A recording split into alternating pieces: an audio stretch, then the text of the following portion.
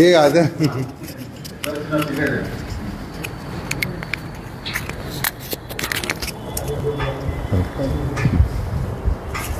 ಮತ್ತೆ ಇಲ್ಲಿ ಬಂದು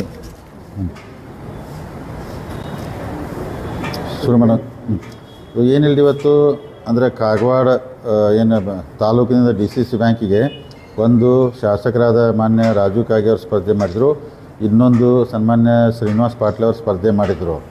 ಸೊ ಇವತ್ತು ಅಂದರೆ ಉಸ್ತುವಾರಿ ಮಂತ್ರಿಯಾದ ಸನ್ಮಾನ್ಯ ಸತೀಶ್ ಜಾರಕಿಹೊಳಿ ಅವರು, ರಾಜು ಕಾಗೆ ಅವರು, ಶ್ರೀಮಂತ್ ಪಾಟೀಲ್ರು, ನಾವು ಶ್ರೀನಿವಾಸ್ ಅವರೆಲ್ಲ ಚರ್ಚೆ ಮಾಡಿ ಜಿಲ್ಲಾ ಉಸ್ತುವಾರಿ ಮಂತ್ರಿ ಸನ್ಮಾನ್ಯ ಸತೀಶ್ ಜಾರಕಿಹೊಳಿ ಅವರು ಶ್ರೀನಿವಾಸ್ ಅವ್ರಿಗೆ ನಾಮಪತ್ರ ಹಿಂದೆ ತಕ್ಕೋಬೇಕು, ರಾಜು ಕಾಗೆ ಅವನ ಅವಿರೋಧ ಆಯ್ಕೆ ಮಾಡಬೇಕಂತೇಳಿ ನಮಗೆಲ್ಲ ಅವರು ಒಂದು ಆದೇಶ ಮಾಡಿದರು.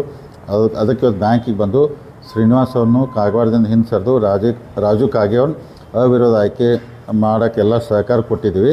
ಅಂದರೆ ಸತೀಶ್ ಅವ್ರು ಏನಂದ್ರೆ ರಾಜು ಕಾಗೆ ಅವರು ಭಾಳ ಸೀನಿಯರ್ ಅದಾರು, ಅಂದ್ರೆ ಆ ಭಾಗದಲ್ಲಿ ಶಾಸಕರಿದಾರು. ಶ್ರೀನಿವಾಸ್ ಅವ್ರಿಗೆ ಮುಂದೆ ಅವಕಾಶ ಐತಿ, ನಾವು ಮಾಡೋಣ. ಆದರೆ ಅವ್ರನ್ನಂದ್ರೆ ಅವ್ರ ಹಿರೇತನ ಮತ್ತು ಸ್ವಲ್ಪ ಅವ್ರ ಹೆಲ್ತ್ ಇಶ್ಯೂ ಎಲ್ಲ ಇರೋದ್ರಿಂದ ಅವ್ರಿಗೆ ಭಾಳ ಇಲೆಕ್ಷನ್ ಓಡ್ಸಾಡಿ ತ್ರಾಸು ಕೊಡೋಕೆ ಹೋಗ್ಬೇಡ್ರಿ, ಅವ್ರಿಗೆ ಸಹಕಾರ ಕೊಡೋಣ ಅಂದ್ರೆ ಮಾನ್ಯ ಉಸ್ತುವಾರಿ ಸಚಿವರ ಅಂದ್ರೆ ಆದೇಶ ಮೇರೆಗೆ ರಾಜು ಕಾಗೆ ಅವ್ನ ಅವಿರೋಧ ಆಯ್ಕೆ ಮಾಡಿದ್ದೀವಿ. ಮುಂದಿನ ದಿನ ಮೊದಲು ಕಾಗವಾಡ ಏನು ತಾಲೂಕು ಬರ್ತೈತಿ ರೈತರ ಹಿತದೃಷ್ಟಿಯಿಂದ ಸೊ ರಾಜು ಕಾಗೆ ಅವರು, ಶ್ರೀಮಂತ್ ಪಾಟೀಲ್ ಅವರು, ಶ್ರೀನಿವಾಸ್ ಪಾಟೀಲ್ ಅವರು ಎಲ್ಲರೂ ಕೂಡಿ ರೈತರಿಗೆ ಒಳ್ಳೆ ಆಗೋ ಕೆಲಸ ಮಾಡೋಕತ್ತೆ ಅಂದ್ಕೊಂಡಾರು. ಎಲ್ಲರೂ ಮೀಟಿಂಗ್ ಆಗಿದೆ. ಅದಕ್ಕೆ ಇದನ್ನೆಲ್ಲ ಸರಿ ಈಗಾಗಲೇ ನಮ್ಮ ಅಂದರೆ ಗುಂಪಿನ ಅಂದ್ರೆ ಇವತ್ತು ಚಂದ್ರರಾಜ್ ಹಟ್ಟಿಹೊಳಿ ಅವ್ರದ್ದು ಅವಿರೋಧ ಆಯ್ಕೆ ಆಯಿತು. ನಮ್ಮ ಕಡೆ ಗುಂಪಿನ 7 ಅವಿರೋಧ ಆಯ್ಕೆ ಆದ್ವಿ. ಒಂದು ಗಣೇಶ್ ಹುಕ್ಕೇರಿ ಆಗಿದ್ದರು, ಮತ್ತು ರಾಜು ಕಾಗೆ ಅವರಂದರೆ ಉಸ್ತುವಾರಿ ಸಚಿವರು ಆದೇಶ ಮೇಲೆ ಅವರೇ ಅವಿರೋಧ ಆದರು. ಇನ್ನು ಮೋಸ್ಟ್ಲಿ ಒಂದು 7 ಚುನಾವಣೆ ನಡೀತಾವೆ. ಅವನು ಚುನಾವಣೆ ಸಮಾಧಾನ ಮಾಡಿಬಿಟ್ಟು ಒಟ್ಟು ನಾ ಏನೆಲ್ಲ ಬ್ಯಾಂಕ್ ಎಲ್ಲರೂ ರೈತರ ಆಶೀರ್ವಾದದಿಂದ ಜನರ ಆಶೀರ್ವಾದದಿಂದ ಮುಂದಿನ 5 ವರ್ಷಕ್ಕೆ ಅಗದಿ ಚೊಕ್ಕ ಅಂದರೆ ಕ್ಲೀನ್ ಆಡಳಿತ ಕೊಡುವಂಥ ಪ್ರಾಮಾಣಿಕ ಪ್ರಯತ್ನ ಮಾಡ್ತು. ಅದಕ್ಕೆ ಉಸ್ತುವಾರಿ ಮಂತ್ರಿ ಅವರಿಂದ ಇವತ್ತು ಕಾಗವಾಡ ತಾಲೂಕನ್ನು ಅವಿರೋಧ ಆಯ್ಕೆ ಆಗ್ತಾರೆ.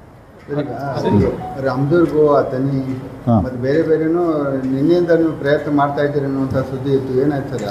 ಇಲ್ಲ, ಎಲ್ಲನೂ ಪ್ರಯತ್ನ ಮಾಡಿದೆ. ಅಂದರೆ ಕಾಗವಾಡ ಅಥಣಿನೂ ಅವಿರೋಧ ಆಯ್ಕೆ ಆಗ್ಬೇಕಂತ ನಮ್ದು ಇಚ್ಛೆ ಆಯ್ತು.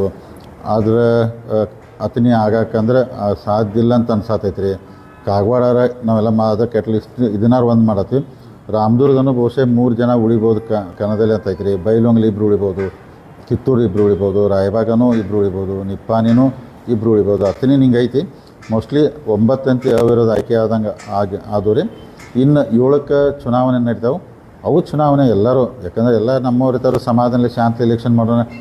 ಮತದಾರ ಯಾರಿಗೆ ಆಶೀರ್ವಾದ ಮಾಡ್ತಾರಲ್ಲ ಅದಕ್ಕೆ ಏನಿಲ್ಲ, ಮುಂದಿನ 5 ವರ್ಷ ಬ್ಯಾಂಕ್ನತಿ ಭಾಳ ಉನ್ನತ ಮಟ್ಟಕ್ಕೆ ಬೆಳೆಸುವಂಥ ಎಲ್ಲರೂ ಕೂಡಿ ಜಿಲ್ಲಾದ ಎಲ್ಲ ಲೀಡರ್ಗಳು ಪ್ರಾಮಾಣಿಕ ಪ್ರಯತ್ನ ಮಾಡ್ತೀವಿ.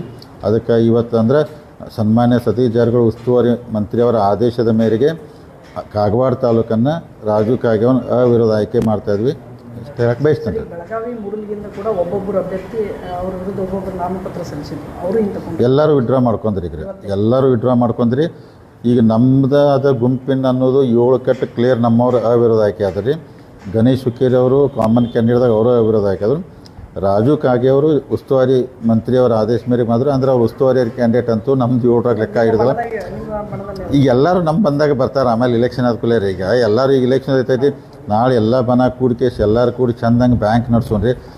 ಜಗಳ ಎಲ್ಲಿ ತಗಾರಿ ಇಲೆಕ್ಷನ್ ಆಗೋತಕ. ಇಲೆಕ್ಷನ್ ಮುಗಿದು ಜಗಳ ಬಿಡೋದು, ಡೆವಲಪ್ಮೆಂಟು, ಬ್ಯಾಂಕಿನ ಹಿತ ಒಳ್ಳೆ ಕೆಲಸ ಮಾಡ್ಕೊತ ಹೋಗ್ತಾರೆ.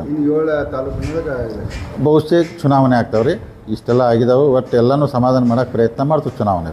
ಎಲ್ಲ ಧನ್ಯವಾದ ರೀ.